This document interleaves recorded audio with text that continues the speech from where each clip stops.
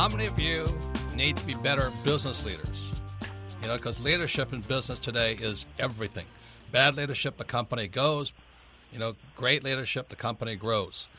Also, we were talking about cars. If you're a car guy and you love, who doesn't love cars? I know some people who don't, but I absolutely love cars. We're also going to be talking about Uber, what's happening with them, the future of cars, and also Tesla with Elon Musk, a great entrepreneur. So it's a very important show because it's about leadership, business, cars, and the future of transportation. Any comments, Kim? Well, I'm very excited because this guy is hands-on. He's been at this for a long time, and you know he has a book out called Car Guys versus Bean Counters, and I love that because it reminds me of my dad. Because my dad was the sales guy. He was the guy in the streets. He was the guy in the trenches, and he went head-to-head with the accounting bean counters who only looked at the numbers, not the people, not the product. So I'm excited. We're going to learn a lot about leadership. We're going to learn a lot about what it takes to be a success in business, and we got the guy to do it. But also somebody who's not politically correct. He'll speak out, so those of you just hang on because you'll be hearing some things you'll never hear on, let's say... Anyway, other shows. So our guest today is the infamous Bob Lutz. He's a former vice chairman of GM, and he served as a Marine jet pilot. And Bob Lutz is an icon. When you see him, you know who you're looking at. You know, I put you up there, Bob, with your friend Lee Iacocca, because Lee Iacocca was a spokesperson for the industry, you know, during my time. And you're that spokesperson today, especially the big transition. And there's another saying that I think that Bob can talk to us about. There's an old saying that goes something like, as goes GM, so goes America. As goes GM, so goes America. So you guys pay attention, listen up. Even if you don't like cars, I don't know who that would be, but you're going to learn about not only about cars, leadership, Uber, Tesla, but what's going on with America. So welcome to the program, Bob. Thanks. Good to be with you. And then I have to say this, you know, Semper Fi, and you're a former Marine pilot. Let's talk. So are you, and that makes us part of the fraternity. Yeah. There was something somebody said about you. Is that you have the compassion of a Marine drill instructor or something. That's a high compliment. Yeah. So one question is, how did the Marine Corps help you in business? Well, I think Marine Corps training is absolutely the best leadership school in the world. I agree. Because the first thing you learn is to obey orders. That's the minimum. You learn to respect authority, and you learn to obey without question. And then later in the leadership training, they also teach you self-expression, how to formulate an opinion, how to motivate people at different times, using all of the tools in the leadership bag of tricks, including fear and intimidation when that leadership style is called for, positive motivation. The college coach, rah, we can do this team is sometimes applicable. And, of course, there's the ethical foundation where the Marine Corps provides a bulletproof and inviolable code of ethics for those people like myself who are not overly religious. But it certainly, the Marine Corps leaves you with a set of values. If you follow them through your life, you're going to be a good and successful person.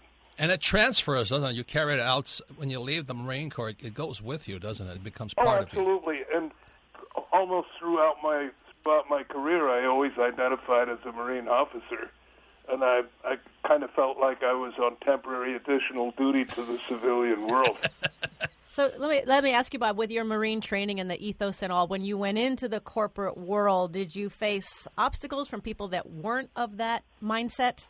I will tell you the degree of leadership skills that I found in the civilian world, by and large, was deplorable. I mean, the people in business school, they learn techniques, they learn how to analyze spreadsheets, they know how to do complicated discounted cash flow analyses, etc.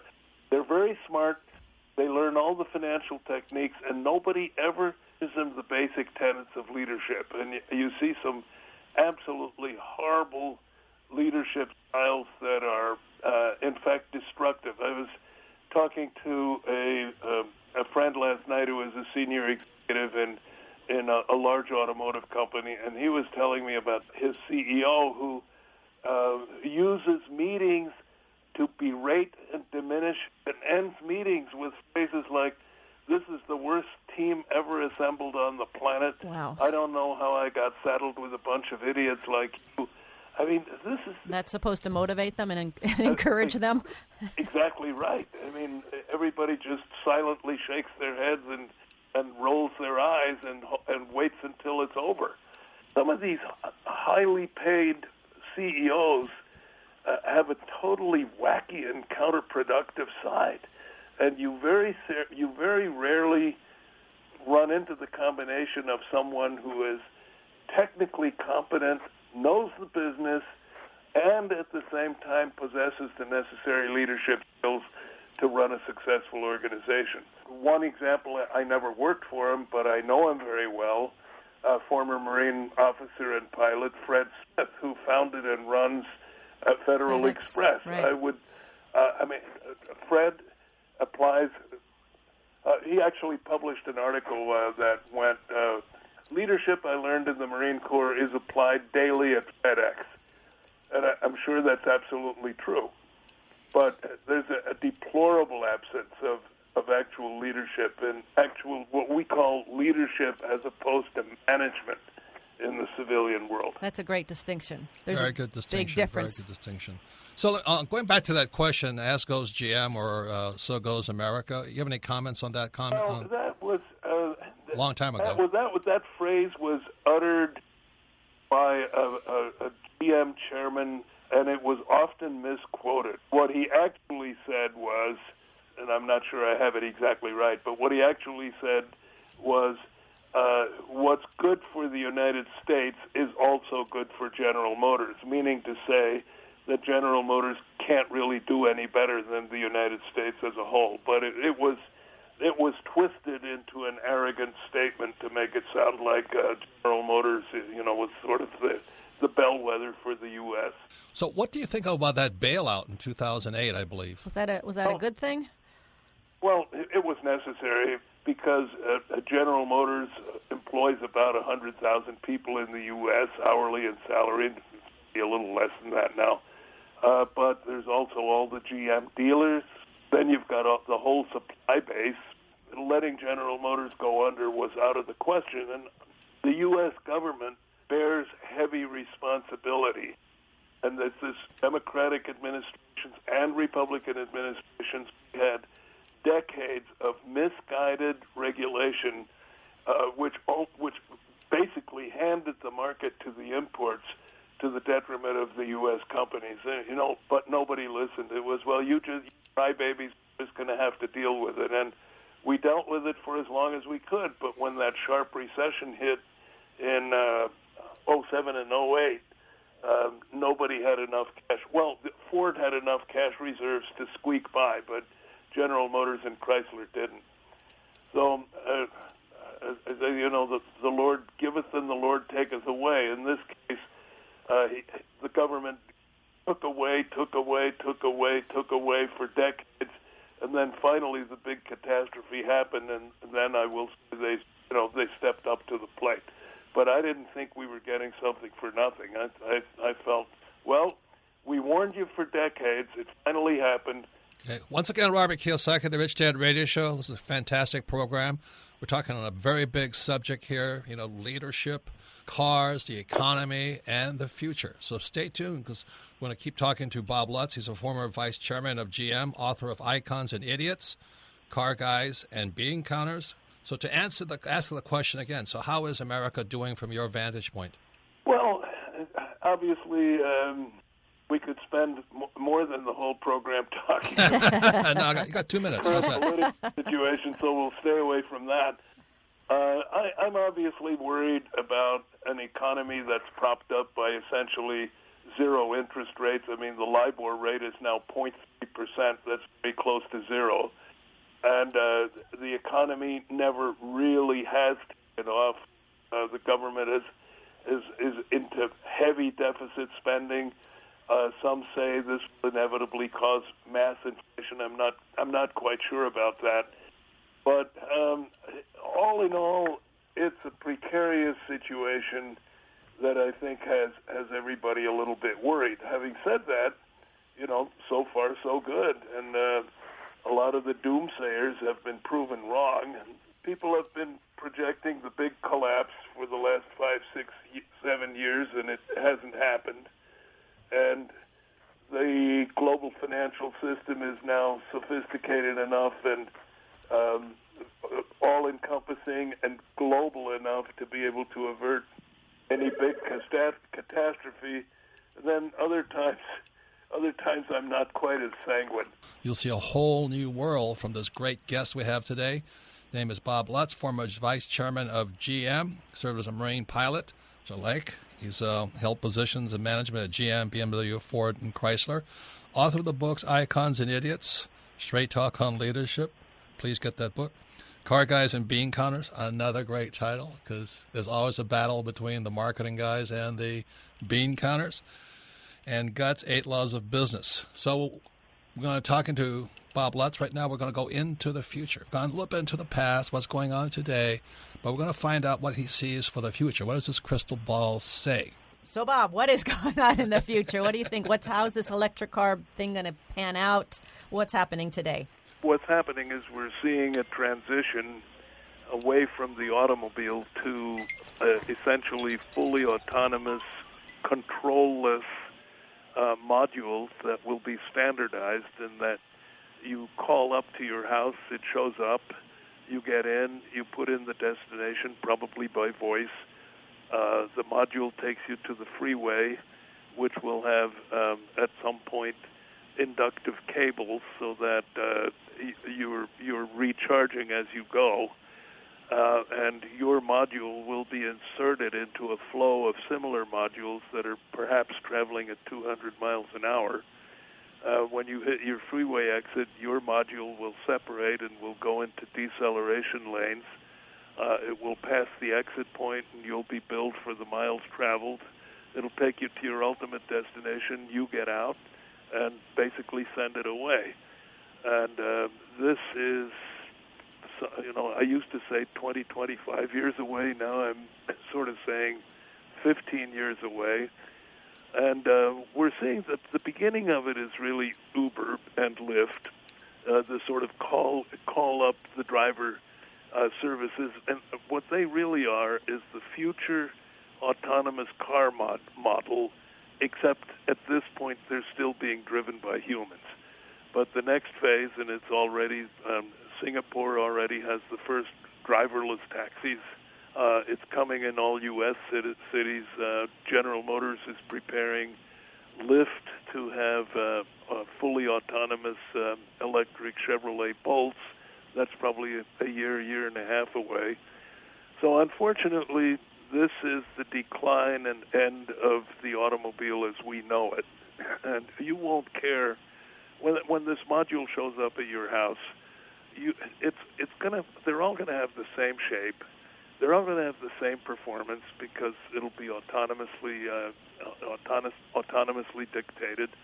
So you don't care whether your module is made by BMW or Chevrolet or Ford any more than you care who made the railway car when you're riding in a train. It's just there. Brand distinction will go away, and maybe some companies will continue to exist producing modules, just like there's the U.S. Freight Car Corporation and so forth, but from a psychological standpoint, it's just not going to matter anymore. A social and psychological standpoint, it's just not going to matter anymore. So what's going to happen to the Uber drivers?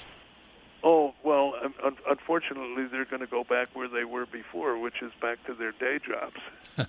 And what about us who love driving? I mean, I love driving my car. Well, I don't want to. There is help. Help is being created as we speak with all of these private country clubs. There's Michigan Concourse, which is on a terrain about 20 miles north of Detroit. There's racetrack and all kinds of facilities for car guys to keep their cars at the track in a garage. You can even build little spec houses so that you could spend the whole weekend there. There's several in California. There's Autobahn in Joliet, Illinois, where all the people from Chicago go to. There's Monticello in New York. So the people that can afford it will have their cars that they can drive at these private clubs. So, Bob, But it's almost like the horse then, right? exactly. It's the same. That's the analogy I use. There used to be a whole cult around the horse. There were horse guys, people who had multiple horses. They had a fast horse for weekends. They had a dray horse to schlep the buggy around, et cetera, et cetera. But around the turn of the 19th to the 20th century, the horse disappeared. And but it leads a very comfortable and profitable existence on private property, dude ranches, horse ranches, riding stables, et cetera, et cetera. So the horse is alive and well. It's just not on the public roads anymore. That's a very good point. And so then what's going to happen to the GMs and the Fords, and what's going to happen to those companies? I don't know. I don't know. I mean, they can probably make the transit. Somebody's got to produce the modules. Right. And the automobile companies are obviously the logical people to produce those. But the problem is, where car companies make the money is not on commodity cars like, basic Fords and Chevrolets.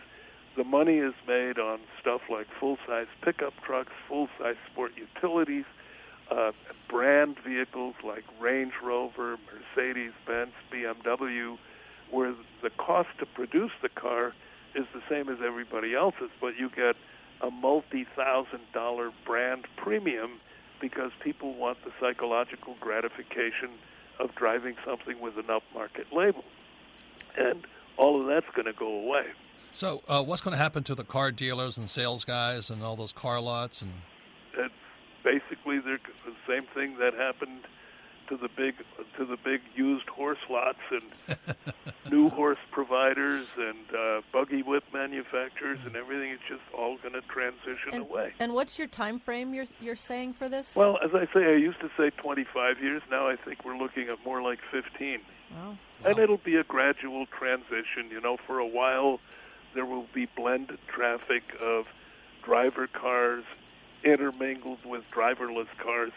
But that's not going to last very long because the feds and the states are going to figure out that the accident rate among driverless cars is far less than cars being driven, and that the only accidents involving autonomous cars are when they're being run into by cars with drivers. and when that happens, there will be irresistible pressure to get driver cars off the roads. Wow. So let's go into the one more guy right now is this guy, Elon Musk. He's a genius as far as an entrepreneur, but you call Tesla basically a cult company, not a car company or something like that? The problem with Elon Musk's business is that it's a horrific money loser. And if it weren't for government subsidies and $1.3 billion transfer, a 25-year tax holiday from the state of Nevada, et cetera, and constant recourse to the capital markets, Tesla would be broke 5 times over years ago. But Elon Musk is a captivating personality. He has a cult following. I don't even call the people who buy his cars, they're not even customers, they're followers. And I criticize Tesla a lot, not because of the cars and not because of Elon Musk, who is a fascinating and bright individual, and I know him and I like him, but I criticize Tesla because it's a lousy business.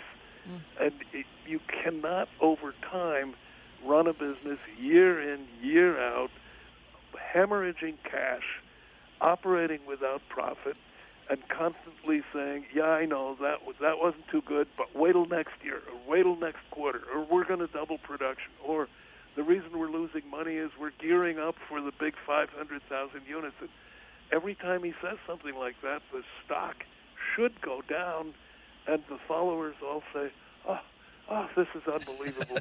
Elon Musk is saving the planet, and they buy more stock, and the stock keeps coming up. I mean, it keeps going up. It is totally, totally irrational, and at some point it's going to come to a bitter end. Once again, it's Robert Kiyosaki of the Rich Dad Radio Show. Our great guest today, fantastic guest. Could talk to him for hours. Bob Lutz, former vice chairman of GM, Swiss-American. He's a Marine pilot, and he held top management positions at GM, BMW, Ford, Chrysler. He's author of Icons and Idiots. Please read that book. Car Guys and Bean Counters, and Guts, 8 Laws of Business. So before we go to break, let me ask this question, okay? Because Kim and I were just out in Sonoma Valley with all the yuppies and puppies and all that stuff, and the guys that all have a little finger up drinking wine. And there are a lot of Teslas. I mean, it's really hip. It's cool. I mean, instead of a parking lot, they have Tesla stations. The question is, something twists in my stomach. So I would ask you, would you buy a Tesla? Would I buy one? I mean, Yeah, I'd buy one for the car, and as long as the company lasts, and as long as there's plenty of recharging stations. But it's exactly as you said, though. It's a cult, and either it hits you in the gut or it doesn't. Wouldn't you say that's true? Well, Elon Musk currently has attained the same status that Steve Jobs did Right. at Apple. Yes. But the problem is Steve Jobs ran a company that was not only innovative, it not only did great products, but it generated enormous amounts of cash and was hugely profitable. And that's the part that Elon hasn't figured out yet. And Wall Street hasn't figured it out. So once again, we're talking to Bob Lutz, former chairman of GM. It's a great program. For all of you interested in leadership and cars and Uber and Tesla and the future and Elon Musk, we'll be right back. And we're getting more into electric cars kill gas cars. But, I really want to get back into what I really want to talk to you about is, we're old guys, but cars were really sexy. You know what I mean? The Camaro, the Corvette, they were sexy cars. I remember the Chevelle SS 396, 1969. I got stimulated looking at those cars. But, Robert, those were terrible cars. Oh, I know, but they sure, but they were sexy, Bob. They were sexy. Well, they were sexy because that's what you admired when you were young. But well, they're still selling.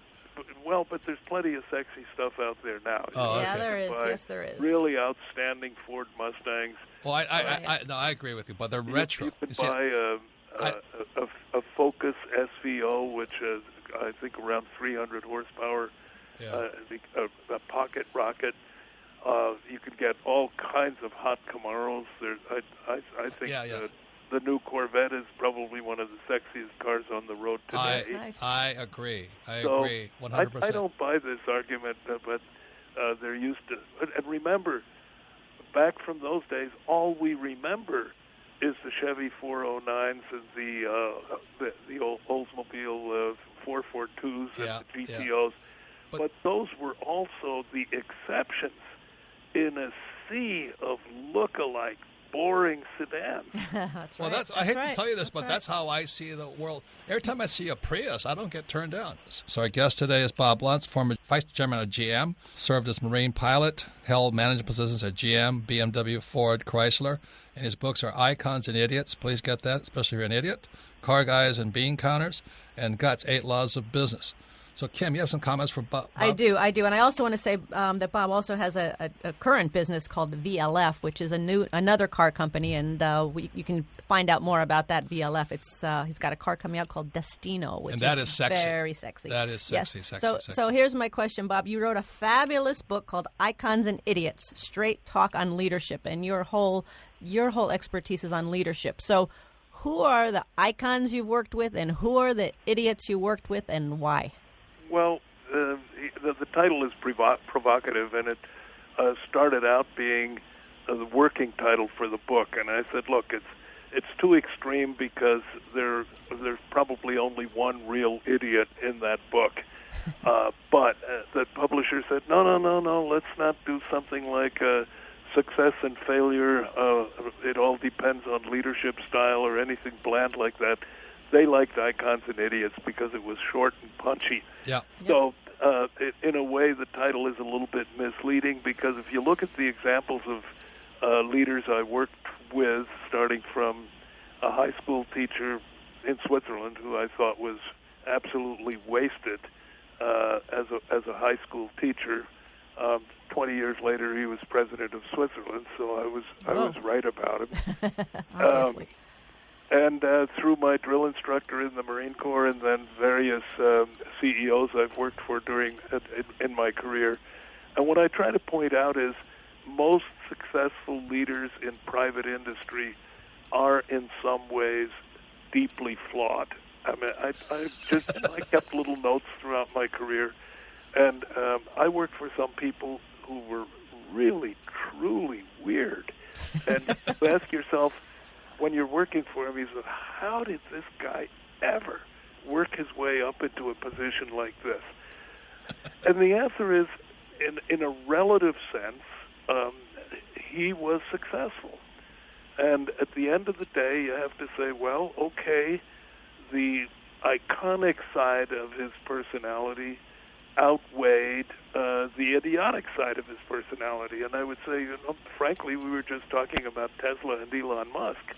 I have never worked for Elon, but I know people who have, and I think he would make a perfect subject for another chapter in Icons and Idiots, because he has his extremely weak and negative sides.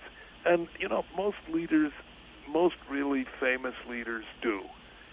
That was really the tenet of the book. And, of course, what I did in the book was to show positive and negative leadership traits and hope that the reader would draw inspiration from the positives and less from the negatives. So was there one you would say was like the best that you worked with? Well, yeah, there's one guy who wound up doing 10 years in a federal penitentiary. He was the former CEO of the Exide Corporation, and he not only exhibited deplorable leadership style in every imaginable sense, ruled the company entirely by fear and intimidation, bribed customers, took bribes from suppliers.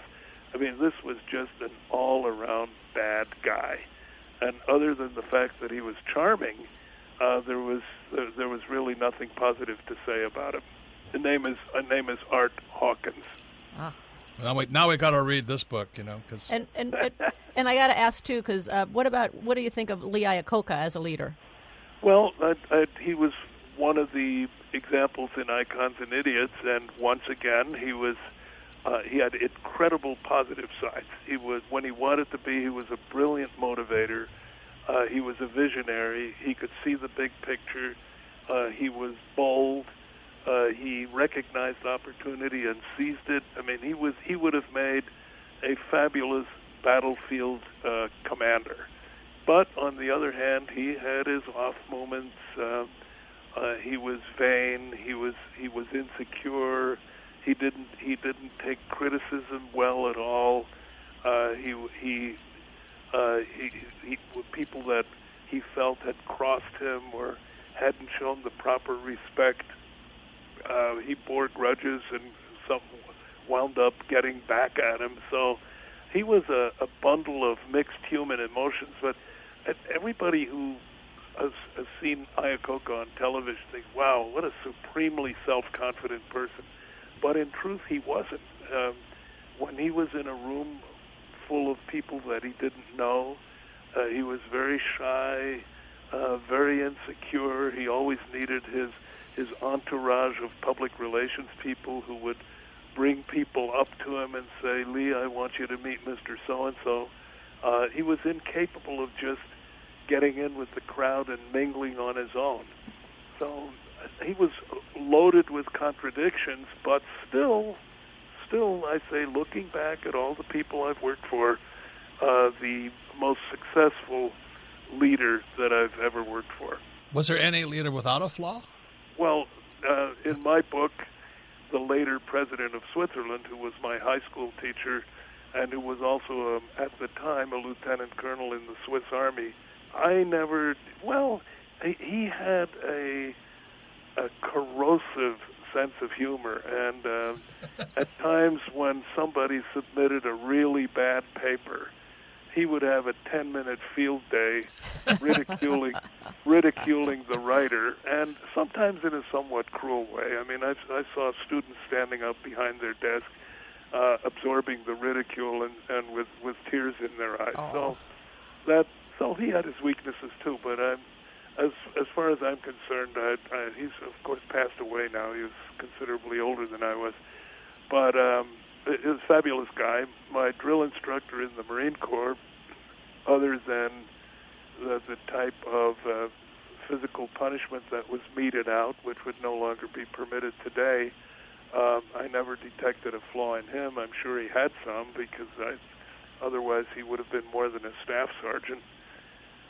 But no, I think the stronger and the more successful the leader, the more the positive sides are in some way compensated by psychological insecurities or weird traits.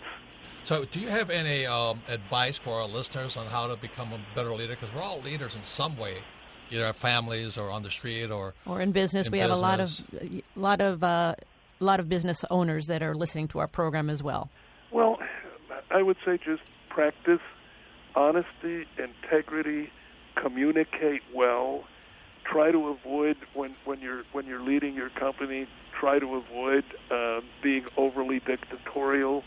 I mean, you can get your way, but you're far better off if you take the time and spend the effort to get your closest teammates around you, explain your reasoning, explain the reasons why you tend to favor one decision over another, listen to the people who disagree with you, argue with them if you have to, use humor when you're arguing. I think humor makes a lot of opposing opinions and criticism go down a lot easier. Good point.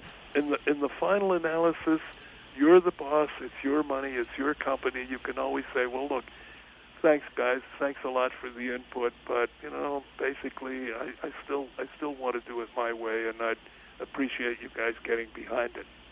That works a lot better than just walking in the room and saying, all right, we can make this meeting short. We're going to do it my way. Everybody's dismissed. What's wrong with that, Bob? Once again, it's Robert Kiyosaki, the Rich Dad Radio Show. Our guest today is Bob Lutz, former vice chairman of GM, and he's held top management positions at GM, BMW, Ford, Chrysler. And his books are Icons and Idiots, Car Guys versus Bean Counters, and Guts, 8 Laws of Business. So one of the things I heard when Car Guys and all this is you make your product sexy. And then you had this product, was under your command, but a thing called the Aztec. It was the ugliest car. For those who haven't seen the Aztec, go to the website and be brave and look at it. So how does that happen from sexy to the ugliest thing on planet Earth? Well, that was when the bean counters were firmly in control of GM. And General Motors as an organization at that time did not recognize that cars are not bought by rational people for rational reasons. Good point. They're bought on an emotional basis. They're bought because a car is sexy or it's attractive, etc. Or the brand means something to where your friends will admire you for having bought such and such a brand. But it's a whole pack of psychological reasons. GM had discounted all of that because you can't measure it. You cannot put lust. You can't quantify lust. So every vehicle that GM did, with the exception of pickup trucks and sport utilities, because that was a different group of people and they were like running their own company. But on the car side of the business, everything was reduced to a set of attributes. And the feeling was if you got all the attributes of the car right, package, fuel economy, weight, acceleration, braking, et cetera, if you got all that right, it was going to sell. And it was ridiculous. And the ultimate example of that was the Pontiac Aztec, which was an attribute-based vehicle. And some of the attributes, in fact, a vast majority of the attributes, were the satisfaction of GM internal goals, like minimize tooling expense, maximize parts reuse from other cars, simplify manufacturing, less hits per stamping. So there was all this multitude of internally focused goals, which the Aztec all satisfied. And then the people in charge of the Aztec program just resolutely refused to listen. It went out to consumer research several times, and each time the consumer research was devastating. And instead of accepting it and saying, gee, we're doing something wrong here, we better start over, they bravely told themselves, what do those idiots know? It was produced and became a laughingstock. And in a way, that was a good thing, because I think it paved the way for my tenure as head of product development when I just threw that whole attribute-based system out. I threw the whole structure of 35 different consumer needs-based segments out. And I said, this whole needs-based stuff is just a bunch of baloney. What we've got to start talking about is lust and desire and image and projection of fun. And that's when, we started turning the corner and producing highly desirable vehicles. The Cadillac was an old white guy's car. Remember that? Yep. Kim's father always drove Cadillacs. And I swore I would never buy a Cadillac because Kim's dad drove a Cadillac. But then you guys came out with those new models, and those are hot and sexy. Were you part of that change from Oh, absolutely. I was strongly behind the performance push at Cadillac and the creation of the so-called V-Series. And now if you buy a V-Series Cadillac like an ATS-V or a CTS, especially the CTS-V, you have the world's highest performance four-door sedan in terms of not only straight-line performance acceleration, but also braking and ability to negotiate the Nürburgring just about faster than anything else on this planet. Is that right? But, the Cadillac brand is going to need more than V-Series cars that appeal to performance addicts. So Cadillac, in terms of rehabilitation, is still a work in process. So Bob, back to the Car Guys versus Bean Counter, your book, The Battle for the Soul of American Business, and the Aztec. Is that a product of these MBA programs? I mean, they're mostly focusing on the finance, right? No, it was all finance and cost-driven. And everything was run by a bunch of intellectuals, with some with IQs probably in the 170s, who didn't understand the creative process, because the creative process requires right-brain intelligence, whereas these guys were all superb left-brainers.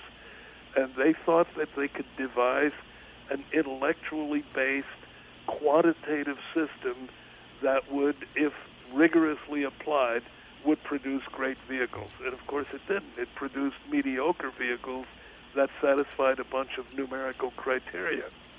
So there was no focus on product quality, customer service. Well, quality is a measurable thing. So reliability, but the quality thing was misunderstood too.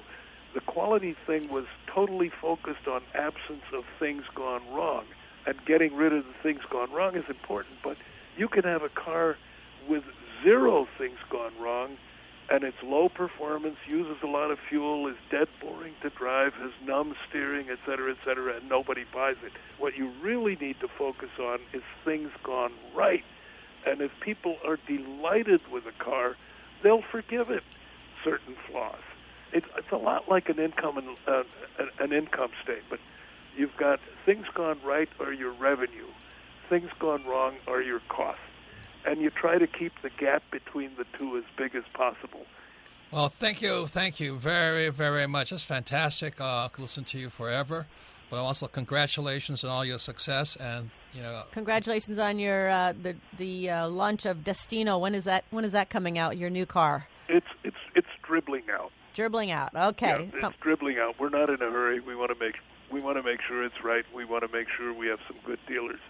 I want to thank Bob Lutz, former vice chairman of GM. He was fantastic. I mean, I loved it. I learned a lot. It shook me in many areas. One of the big ahas, or the really things that shook me, was when he talked about the future of the electric car. And basically, as you said, Robert, the car is going the way of the horse and buggy. It's just like the horse. And the gas cars are going to disappear, according to Bob, and it's going to be taken over by driverless electric cars. And he's talking 15 years. So that was a big point. So Melissa, this is Ask Robert. What's the first question, please? Our first question today comes from Leslie in Cranston, Rhode Island. Favorite book, Rich Dad, Poor Dad.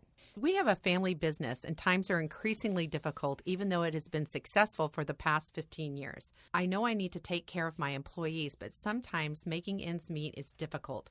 What's your opinion on using personal funds to supplement payroll? I'm glad you asked that question because anybody who's an entrepreneur really knows what that's like. Because, I remember the days when I was an employee and all of a sudden I became an employer, an entrepreneur, and suddenly being an employee was the easiest thing in the world.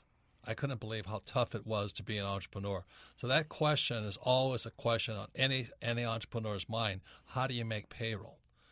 And so that's why I love Bob Lutz's book, Car Guys and Bean Counters, because it's not right or wrong. You definitely need right now a bean counter to come into your business, a CPA, an accountant, or somebody, and look at your records. And you got to have a disinterested third party look at what's going on inside your business and find out what's happening. Then you can make a more logical decision than asking somebody like me who has no ideas what your books and numbers say. The second thing is that what he's talking about, what Lutz was talking about, is you have the salesperson versus the accountant. And there'll always be a battle in there. So a lot of times the reason the entrepreneur struggles is because their sales skills aren't up to par. They're out of the market. They're looking at the small picture. They don't know what's going on in the economy. So there's two things. It's not that car guys and bean counters, one is right or wrong. You got to have both. And what happens most of the time is the reason most people are employees because they can't sell. And sales becomes, you're going to be an entrepreneur, you have got to sell. Not only sell, but market and PR. You're constantly selling because sales equals income. So you can look at your employees, but you should look at yourself as the entrepreneur. If you can't sell, maybe you should get out of business, something like that. Be hard and cold and say, well, I don't want to close the business. Well, then learn to sell. Any comments, Kim? Well, I just remember the time when we had no money and, we were buying property and we had a business at the time and we had to get very, very creative because we had no money, which might be a better position for them to look at. What if you had no money instead of this personal cushion? It could force you to get more creative. And just as you're saying, Robert, to go out there and sell new products or something like that, it could force you to be more creative. So it might be better you don't even look at those personal funds and pretend as if you had nothing. No, I would get professional advice right now because you're in trouble. You're in very big trouble if more money is going out than coming in.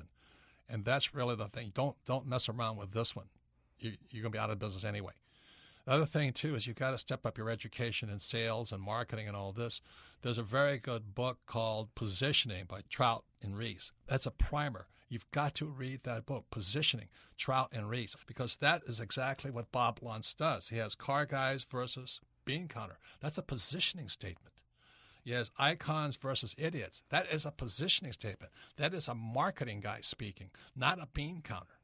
So if you're going to be the entrepreneur or the employer, you've got to step up your ability to sell. So I was stuck with the book Positioning by Trout and Reese, because if you can't sell, you suck. You have no money coming in. And then you're the problem, not the employees. Next question, Melissa. Our next question comes from Jeffrey in Missoula, Montana. Favorite book, Midas Touch. Says, I'm trying to build up my small business, which means I work long hours. My fiance works in the healthcare industry and rides my back because I don't have a 9-to-5 job. How do I convince her that the path I'm on is the best one for our future and is more important than getting a 9-to-5 job? That's a tough question really because question. one person's an employee and one's an entrepreneur, and the twain shall never meet. That's like car guys versus bean counter. It's a classic struggle. So I would suggest the same thing. I would leave her alone and step up your act, man. I would get man up. I would really, really start to produce some results. You've got to step up your sales because sales equals income. People who cannot sell suck, but they get all upset that people who can sell. You know what I mean? Bean counters don't like sales guys. Is that true, Kim? That is true. They do not. And my dad was a perfect example, and that's why he lost his job, because the bean counter became president and he didn't. He was the sales guy, and he lost out to the bean counter. And that woman friend of yours is telling you something. Step it up, man. Man up. You better start selling. Bring some income in and stop talking, because your communication skills have got to go up. Talking is not selling. Telling is not selling. I come from the sales background. That's why I make so much money. But if you can't sell, you suck. That is the fact in the real world, sweetheart. And you know what? I'd also recommend Cash Flow Quadrant, because it's the typical employee versus the mindset of an employee versus the mindset of an entrepreneur. That's what you're facing right now. And I'm going to say this. If you're building a business and your partner is not on the same page, if you and your partner are not on the same page, you guys are going to struggle. It'll be a never-ending struggle, and chances of your success are going to be very low, probably zero. And she's just trying to tell you something. She's doing you a favor, man. She's doing you a favor. You have got to man up, step up your business skills. Number one business skill is sell. If you can't sell, you suck. Our Rich Dad advisor, Blair Singer, he has his book called Sales Dogs. Please read that. Right now, you have got to study communication, because communication brings money in. Bad communication pushes money out. So like the other guy, I advise getting a bean counter to look at your numbers in your books, see where your expenses are eating you alive. And so let's say your numbers are $1,000 a month. You've got to sell $10,000 a month, man.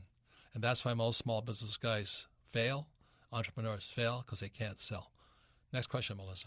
Our next question comes from Mark in Flagstaff, Arizona. Favorite book, Rich Dad, Poor Dad. Says, I know the value and importance of having a strong mentor when starting out in business, but how do you know who to trust? Also, what's your opinion on hiring a life coach? You're asking me kind of ridiculous questions right now. I mean, I'm being serious. Like, if you ask me, how do I find the perfect wife, or how do I find the perfect husband? Well, you got to go out there and play the market, sweetheart. You got to go kiss a lot of toes to find one frog. Then you kiss 1,000 toes to find the fairy princess here. That's real life. That's called selling. That's called communication.